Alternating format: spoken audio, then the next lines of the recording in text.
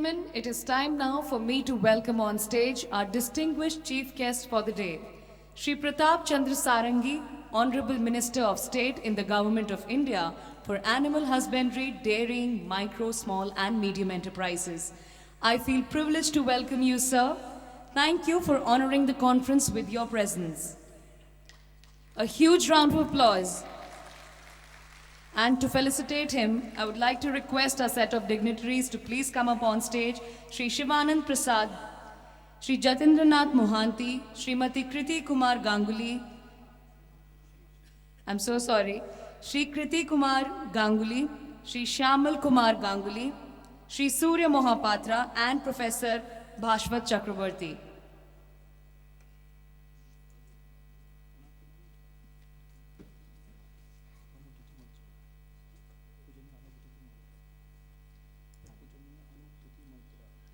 And also Pujaniya Anup Dhwiti Mohapatra. Mohitra. I'm so sorry.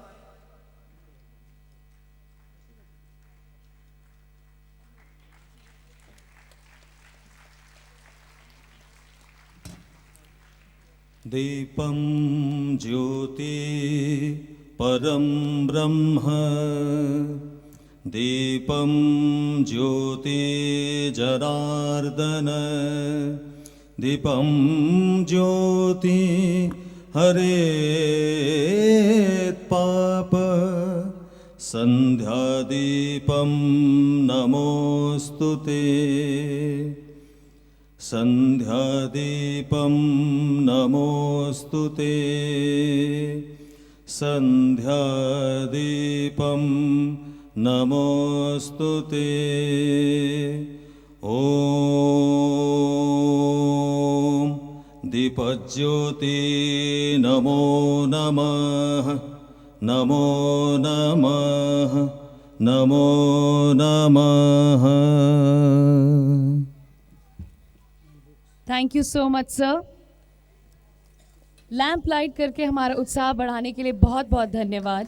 I now request our distinguished chief guests to kindly unveil the brochure for Becoming Youth Conference. Ladies and gentlemen, a huge round of applause.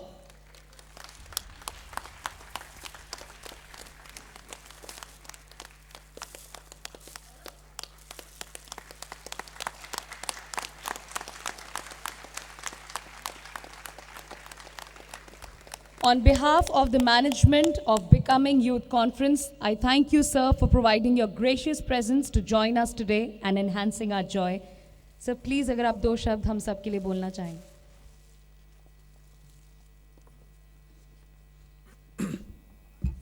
ॐ भद्रं कर्णैः शृणुयाम देवः भद्रं पश्येमाक्षवीर्यजत्रः स्थिरैरङ्गैस्तुष्टुवांसस्तनूभिः प्रियसेम देवहितं यदायुः.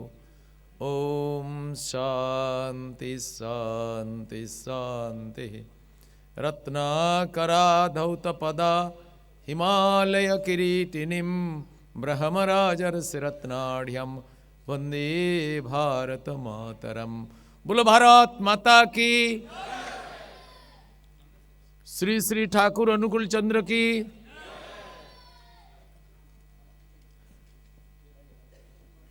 बहनों और भाइयों, मैं आप सबको हृदय भरा अभिनंदन करता हूं और मुझे आप सबको देख करके बहुत प्रेरणा का अनुभव होता है. इधर एक युवा सम्मेलन का जो आयोजन किया गया है, इसलिए आयोजकों को मैं कृतज्ञता प्रकट करता हूं. और मेरा व्यस्त कार्य सूची के कारण मैं पूरा समय इधर नहीं रह पाऊंगा और इसका मजा भी नहीं ले पाऊंगा, इसलिए मैं भी दुख प्रकट करता हूं. किसी भी राष्ट्र का अभ्युत्थान के लिए इसका तरुण वर्गों का योगदान अत्यंत महत्वपूर्ण है. The heroes of poetry, war and philosophy are all youths. कविता, दर्शन या युद्ध का सभी वीर युवा ही होते हैं सामान्यतः. परमात्मा की एक अनवद्य अवदान है यौवन। परंतु लोग कहते हैं कि वार्धक्य में ही धर्माचरण करना चाहिए। ये बिल्कुल गलत है। शास्त्र कहता है युवैव धर्मशील स्यात् अनित्यम खलु जीवितम। जीवन अनित्य है, कहाँ भी चला जा सकता है, इसलिए युवा ही धर्माचरण का सबसे श्रेष्ठ काल है। और हम देखेंगे एकलव्य हो, आरणी हो, नचिकेता हो, धर्मपद हो, वो सारे किशोरावस्था से ही अपना जीवन का मूल उद्देश्य से लिए यशस्वी यात्रा प्रारंभ किया है। रावण को दशरथ जैसा पराक्रमी वीर था, पहला नहीं पाया, तो देवासुर संग्राम में देवता के पक्ष लेकर के विजय प्राप्त करवाया, परंतु तब भी रावण का अत्याचार चलता रहा। जनक ब्रह्मज्ञानी थे, वो भी कुछ नहीं कर पाए। और वाली और कार्तवीर्य ये रावण से बहुत बड़ा पराक्रमी थे, परंतु रावण का अत्याचार खत्म नहीं हुआ। जब इस देश का तारुण्य का उज्जवल प्रतिनिधि राम लक्ष्मण के हाथ में इस देश का एक विश्वामित्र मनस्वी तपस्वी अपना माला छोड़ करके भाला पकड़ा दिया, धनुर्बाण पकड़ दिया, तब रावण की साम्राज्य में हृत्कंप सृष्टि हुई और अंततो गत्वा समस्त आसुरिक शक्ति के साथ रावण का विनाश हुआ। इसलिए जब हम पराक्रम की बात करते हैं, शक्ति की बात करते हैं, युवा को ही शक्ति पुत्र हम मानते हैं।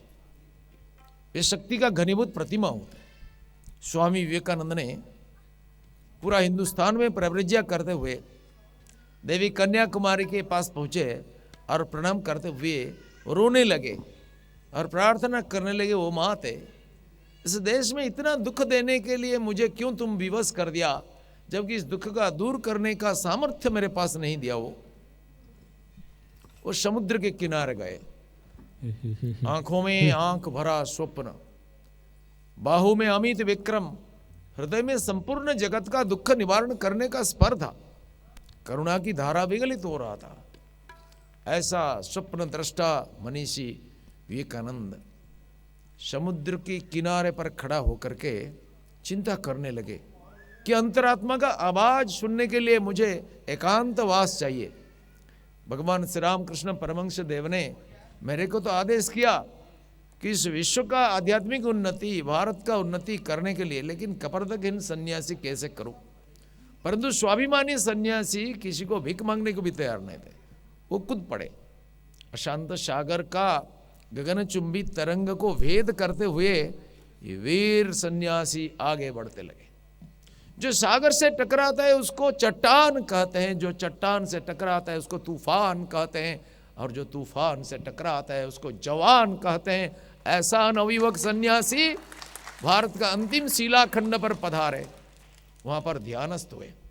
संवत 1892 मसीहा में दिसंबर 24 से 27 तक 3 दिन तक उनका ध्यान चलता रहा।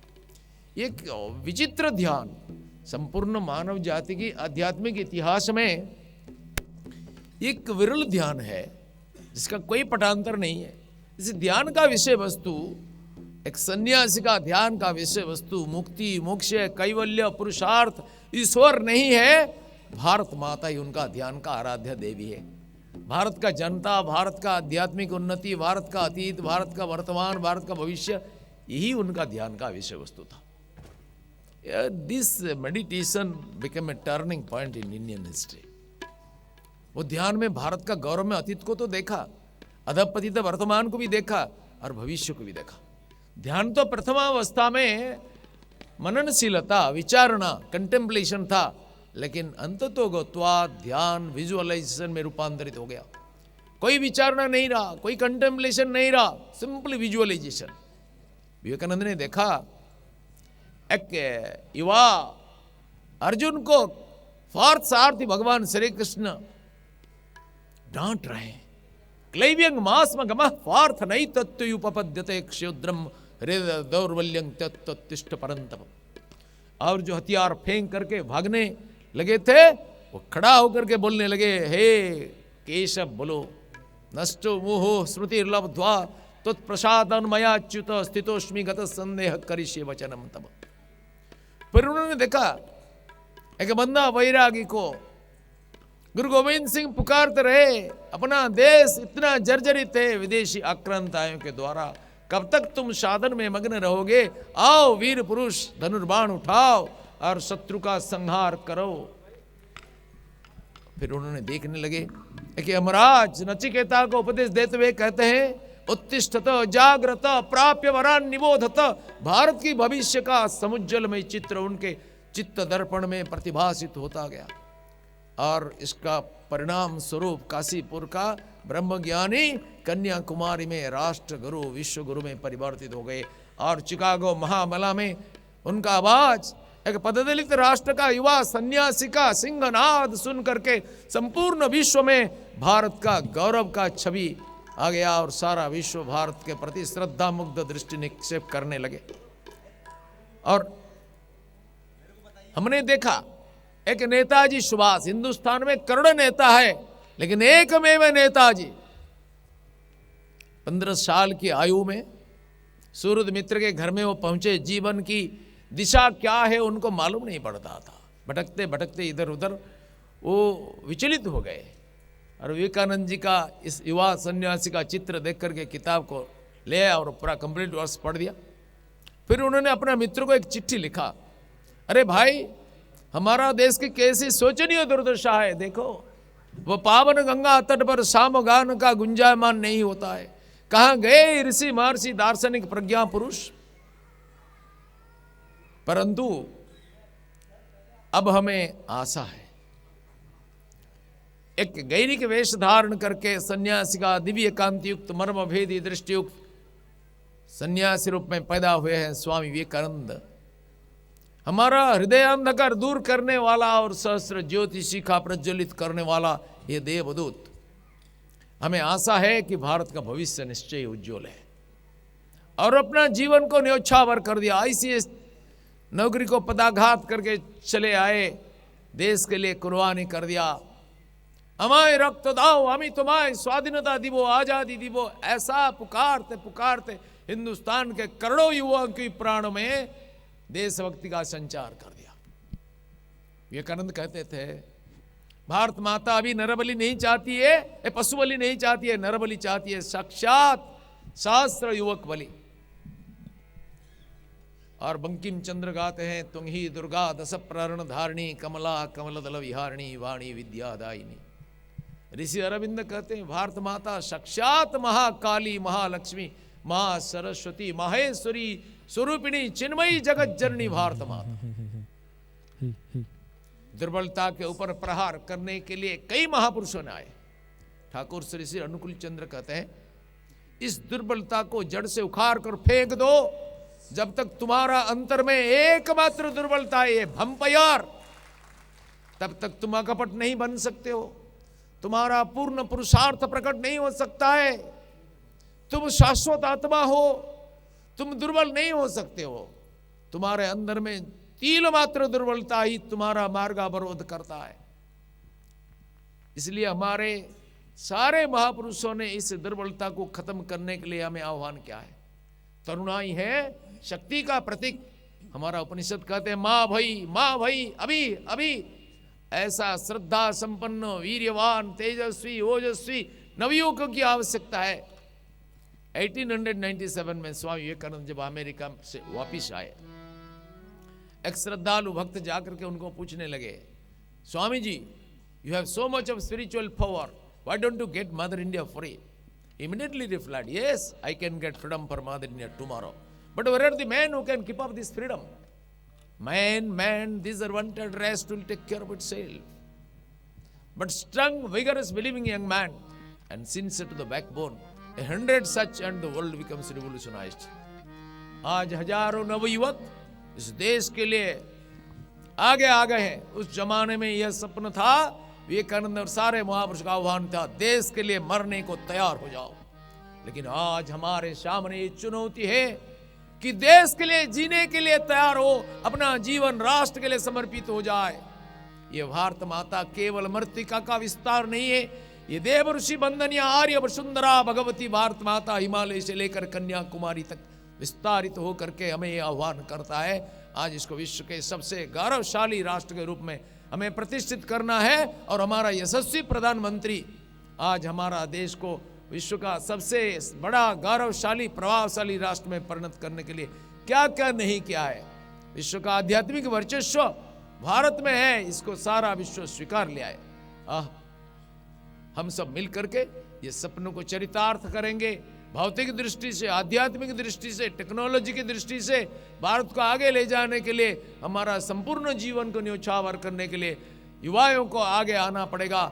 इस देश का नेतृत्व लेना पड़ेगा। मैं विश्वास करता हूँ इस नव युवक सब हमारा देश का भाग्याकाश में नक्षत्र की भांति चमकेंगे और इतिहास का परिवर्तन करेंगे। इतना कहते हुए मेरा वाणी को विराम देता हूँ। ओम पूर्णमदः पूर्णमिदं पूर्णात् पूर्णमुदच्यते पूर्णस्य पूर्णमादाय पूर्णमेवावशिष्यते। बोलो भारत माता की जय।